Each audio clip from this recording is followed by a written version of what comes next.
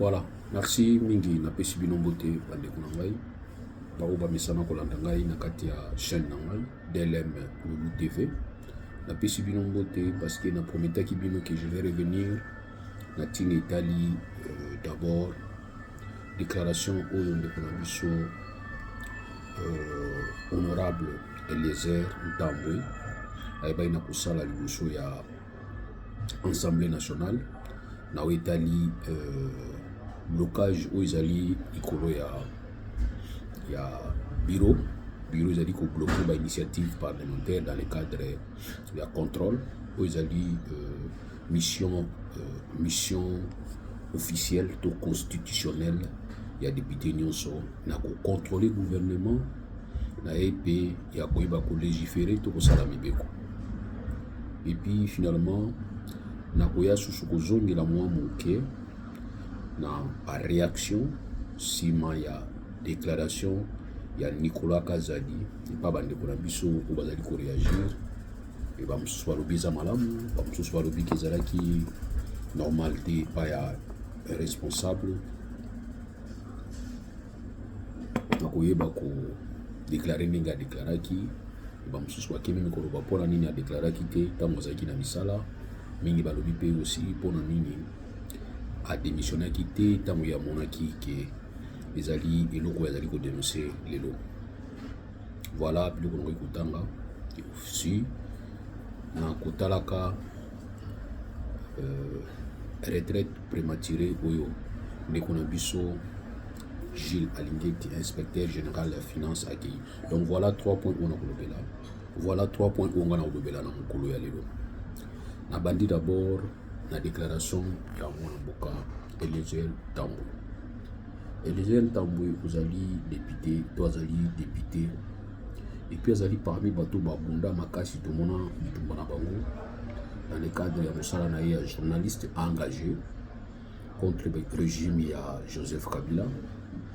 Ngana toza kobengaka ye toyemba mipesaki kombo ya mwana kolo lupango. Je me rappelle koleka na magazine na ye 2 fois 3 fois naleka na magazine na ye naleka pe na ba chaîne na ye asalaki. Voilà donc et aussi namonaki komba ya ndeko na biso Eliezer. Il faut qu'on reconnaître mutu na kati ya komba. Ce qui est difficile actuellement et pas ba dirigeant lelo to ba décider à lelo ya koboya ko reconnaître ba mérite même ya ba adversaire. Or la différence ya mutu azali honnête na malhonnête, surtout ba oto bengaka o azali na honnêteté intellectuelle na o azali na malhonnêteté intellectuelle. Différence na bongo azali celui qui est honnête intellectuellement ali mutu azali ko reconnaître mérite même ya adversaire politique na ye na ba point mususu, parce que ce n'est pas normal que tous ala na divergence na ba point nyonso. Ya ba divergence mususu oyo tokoki kozala te tokozala na convergence ata toza ba ennemi déclaré. Aussi mutu azali honnête intellectuellement, ezali mutu aza en mesure ya kopointe mabe oyo ya telemelaka ata koesalami pa tata na ye.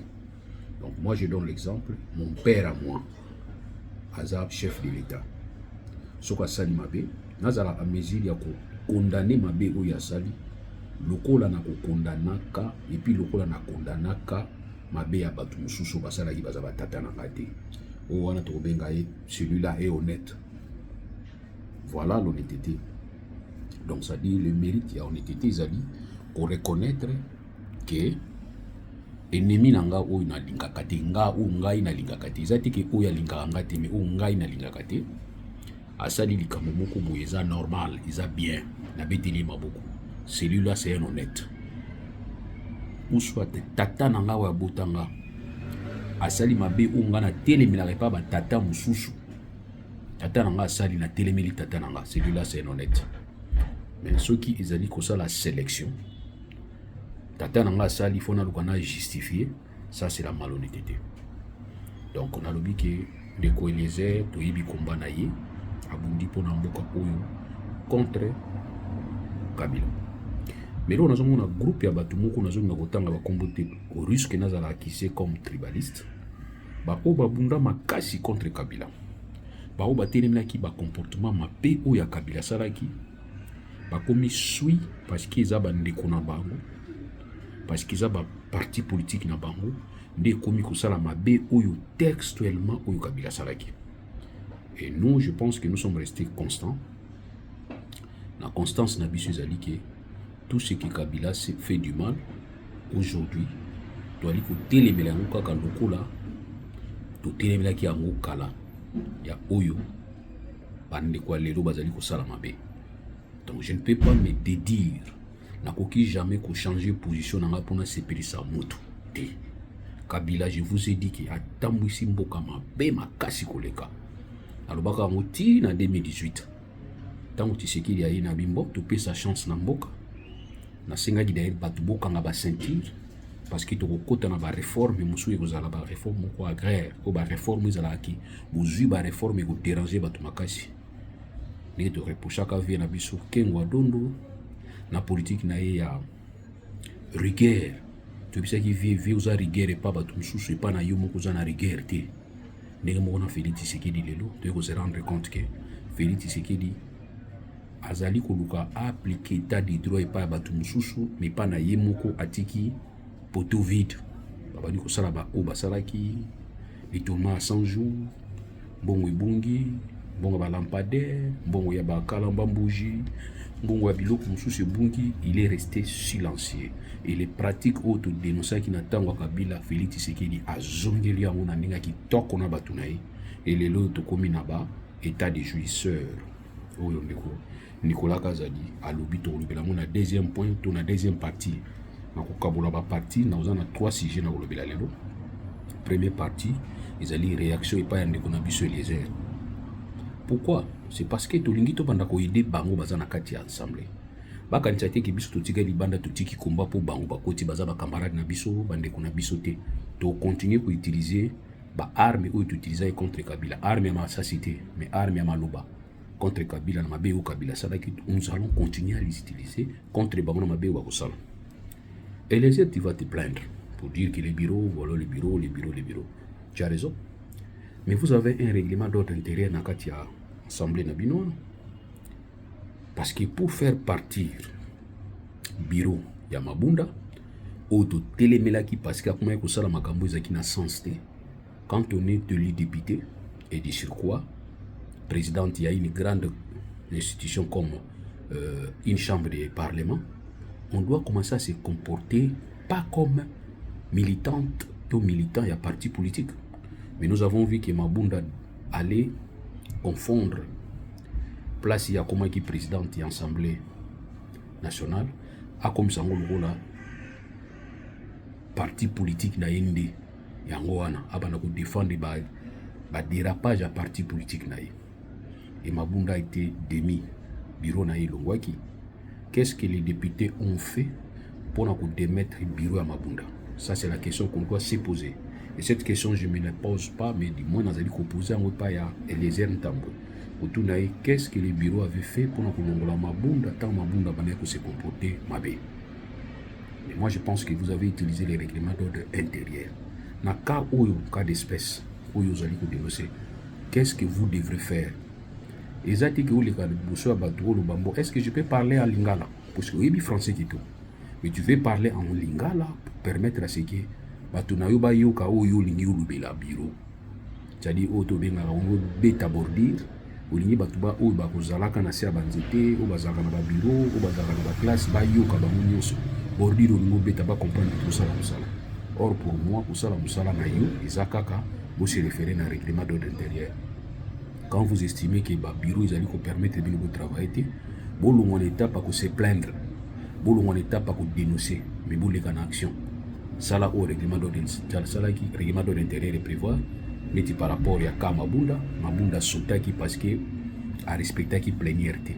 Ceux qui viennent au monde qui bureau vous en avez respecté plénièreté, voilà ce que vous devez faire. Parce que je commence à me rendre compte pour na kanayo, la fois passée, qui s'attaque qui Jean-Pierre Bemba par rapport à ma 60 avions où il y a la kaki bateau. Et j'ai même vu Moutamba Simazo Sekavienaï. Ils sont tous Sekaki. C'est bien. Mais moi je veux dire qu'un député n'est pas un leader d'opinion. Un député à côté de la revendication. Un député c'est un décideur. Donc ça dit un député bapesi au pouvoir ya contrôler le gouvernement. En lieu de place au benga oui ça que au ba vian monanité ça la question là avec débat ko interpeller butunaye directement à expliquer bino et surtout que ceux ont promesse à Pesaki mais c'est pas la seule promesse au gouvernement à tenir. S'il faut commencer à faire un répertoire, nous avons vu un monsieur, un Congolais, a salé tout un livre et a coupé sa promesse sur notre chef de l'État. Donc, toi, c'est comme ça tu es. Si on s'attaque dans mon taux de supériorité, tu utilises casquette nayo ya qui député, ou touché. Mais on a que si tu te retrouves dans le régime Oyo, que tu te comportes comme un opposant dans ce régime, sache que vous allez déstabiliser le régime de l'intérieur. C'est toi qui es beaucoup plus dangereux que l'opposant Bazali Banda. Parce que Fayoul est surveillé. Tous les faits et gestes à Fayoul les a surveillés. Pourquoi maintenant ce baïbi que Fayoul, c'est un opposant à Tshisekedi. Donc du coup, Fayoul ne peut pas venir manger à la même table que Tshisekedi Siko pour Bazou Kanate. Par contre, ils ont entré Bélé au Kotsayo, Kota Fana la présidence, pour qu'il y ait une mission, on a compté à l'État, pour qu'il y ait Bayambio, pour dire que Oza Bango. Ce que je dis, détail, il est important pour créer des canons pour régler dans le cadre du président du groupe parlementaire. Pour régler en lieu de place, au téléma pas au sala parce que la campagne c'est là qui vous allez causer la moussa na bino. Mais sauf que nous avons confirmé que la séparation na yo mingi na moussa la ou sala. Et les lois na moni c'est comme si vous se détacher na journalisme était. OK, vous ça la même émission tout l'andara. Biso na l'andara ngo. Maluba soki masolo na député. Au solo la yomoko, au mitu na la question yomoko, au répondre à yomoko. En tout cas, je ne sais pas si vous êtes journaliste kaka ou bien si vous êtes député journaliste ou bien journaliste et député. Mais toutefois, dans la nagayo, nayoka oyo lubaka, et ça nous sert aussi par point de vue nayo msusu. Mais moi je pense que il faut y bani nos salons. Ou bien on est dedans, ou bien on se casse. Parce que tu ne dois pas te permettre aux alanakati net mutambarubaki ke azali opposant na kati ya gouvernement. Tant que yebisi batoma yeli koleka mayeli ba yebisi soki ezalaka nango. Yebisi bango soki ezalaka nango yebaki notion les os expliquer. En RDC aujourd'hui nous avons la chance d'avoir toute une loi portant statut à opposition. Donc pour être opposant, il y a des critères aux lois à définir. Alors bien qu'il faudrait les motos azali partager opinion politique mokona régime na gouvernement en place. Celui-là, c'est un opposant. Donc quand tu es au gouvernement, tu cesses d'être opposant parce que au sali, au mikotisi na kati ya logique au gouvernement, tu as accepté l'autorité au gouvernement et appliqué par na yo na makanisi na yo. Tu cesses d'être opposant. Mais du moins, j'ai compris qu'il y a des gens qui font déjà leur campagne, avec un pré-campagne, dans le cadre de la populisme.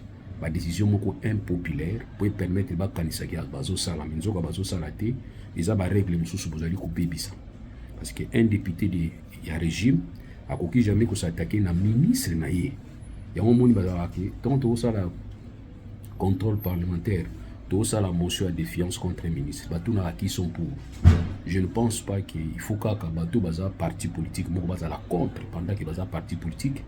On t'a vu qui a difficulté où ils ont mis Matata Pomme qui disait toujours que c'est le seul gouvernement qui avait eu beaucoup d'émotions de défiance et de censure et pas y a pas tu as FCC Bango et tu as vu ça qui Bango qui FCC EU Melate tu as vu ça qui Bino qui FCC EU Melate et on moni FCC tant que c'est d'ailleurs comme ça la bangolage et soupanaki parce que nakati ils ont déjà kopanzana yeso albagi qui royaume ils ont kopanzana nakati na EU Melakate.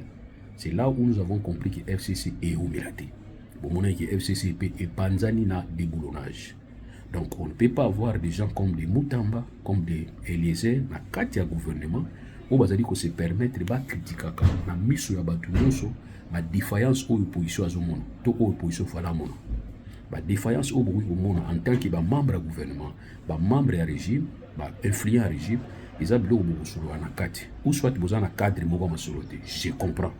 Parce que la tête d'affiche na bino ezala nani Augustin Kabuya ezala mbata bayoka na kate or bango il faut ba fédérer ba fort ba créer tout benga débat au sein na kati ya famille. Dans une famille il devait avoir des débats contradictoires mais pas na bino doza na boza bino nyonso si ma chef de l'état donc lolanda ka chef de l'état oya lobaka amela café bolandaka au chef d'état lobaka chef d'état lobiki akoyokana na ba patente bino nyonso boleki na télévision pa patin tokoyokana na bango te ono sa kosoa na patin aza traître ono so boke na logique wana bino nyonso ono sa kopesa vie na ye kolobaki non fayu nani nanga akozala na raison article 64 obengi traite or to rappelaki bino ke po Laurent Désiré Kabila bato bayeba ye na Kinshasa na 97 il était question que le vieux Etienne Tshisekedi premier ministre formateur du gouvernement a proposé Laurent Désiré Kabila ba poste oyo akanisa que Laurent Désiré Kabila akondima a proposé qui et a ebisi biso que Laurent Désiré Kabila c'est notre frère tant c'est notre frère Despizo Kengela Assemblée nationale et conférence nationale et azalaki na Kinshasa na palais du peuple wana donc ce Mobutu azalaki lokola bino Etienne Tshisekedi mokolo wana mbela bimaki te bango okanga ye parce que baobenga ye intelligence avec l'ennemi. Mais quand il a dit et les Aérois, nous avons compris qu'on devrait parler avec Kabila et puis Kabila a qui chance il y a système appelé ça mon passage parce que période tous avons déjà que peut-être IDPS na AFDEL bazana d'accord mais nous avons compris qu'ils allaient d'accord tant AFDEL la comment qui na Kinshasa Etienne Tshisekedi a beaucoup de frère na ya tingi pa ba yimo ko Tshisekedi Etienne azabe bilongi ya boyi to yibiti ngolo bani Etienne abaiki na ye pa ya frère to kutana frère a tingi pa bilongi ya boyi ngana boyi na biki baza ba congolais te place makelele ya Tshisekedi na Kabila Laurent et Bandaki. Donc pour dire que tout ce que Tshisekedi avait fait ce qu'ils a lelo Tshisekedi azaki en vie Etienne asala mona régime ya mwana na ye peut-être mwana ngokanga papa na ye. Parce que Tshisekedi fait exactement ce que certains Congolais font aujourd'hui. Etienne Tshisekedi nous avait dit que Laurent Désiré Kabila c'est notre frère. Etienne Tshisekedi nous avait dit que Rwanda n'a pas attaqué RDC azami na faute te RDC pas un problème na faute na ye. Balandelaka Tshisekedi pour na trahison te balandelaka te. Mutu akipaka ye azate. Etienne Tshisekedi tango monaki que Kabila lunga koyoka na te bakino sala ba complice na bango na bemba na accord à cascade bakino sala accord na bango Etienne Tshisekedi va aller voir Ruberwa a signé l'accord il y a RCD Goma na UDPS. Etienne Tshisekedi est allé à Kisangani pour passer troupe il y a AFDEL et il y a RCD Goma en revue. Mutumoko a critiqué qui vient. Pour nous nous avons dit que c'est ça la politique. Mais bino pas na bino bozana intolérance ou même vie Etienne Tshisekedi soit envie de leur kama banana. Voilà pourquoi on a dit que nous voulons tout simplement que les gens ne nous trompent pas. C'est-à-dire aux en opposition, tika en opposition. Aux en pouvoir, tika en pouvoir. Il faut savoir s'assumer. Otokondima mutute de bozaboye sokolongwe parce que bino bozana tendance bozana Tshisekedi lelo bozolia bozomela bozokumisa ye bozokotela ye na munga via tundu yango via tundu yo banda kasavu bozaka kota pouvoir via tundu jamais na yoka via tundu afanda ta 2 semaines na opposition ou bien afani les peut tranquille via tundu veut être partout et mais sauf na opposition kaka na pouvoir evolongo kasavu belongo ya Mobutu ye via tundu aza ya Mobutu elongo ya papa Laurent ye via tundu aza Joseph Kabila ye via tundu aza. Et puis, Tshisekedi vient tout avec le même discours, avec la même bouche. Moi, je pense qu'il va vivre au bazar où Yakoluka. Donc, via Tundu, il est partout sauf dans l'opposition. Toujours le régime de surveillance. On ne vous interdit pas. Mais moi, ce que je veux tout simplement, vous allez avoir une certaine constance et puis vous allez avoir une certaine cohésion tant que vous avez un. Tout ce que vous avez haï, au Batou Salaki contre Batou. Ce que vous avez il faut plus vous condamner. Voilà l'honnêteté. Donc, Ndegonangaï, honorable, je viens de vous répondre pour vous dire que la Lingako Mingi et les airs. Moi, je suis Lupang, bien que Lupang, papa Teka, mais je pense que Tika Biloko Kosalaka Neti, Kubima Koluba Makambo, Oya Bino ya Mabezo de Katana Bino, tu y es bien déjà. Et Mutumo Ozala éclipsé Nango Azati. Voilà ce que je peux vous dire maintenant. Merci. 20 minutes dans les cookies. Nous allons aussi 20 minutes. Vous avez Tambolada, partie, deuxième partie, on a Rotinda, na Oitali Makambuya. Moi, mise au point, il y a Oitali Nicolas Kazadi, Naba, Oibazali Kolobaki. Nicolas Kazadi doit se taire. Oui, pourquoi a démissionné à quitter en temps. Il y a Zalaki Namusala. Merci beaucoup.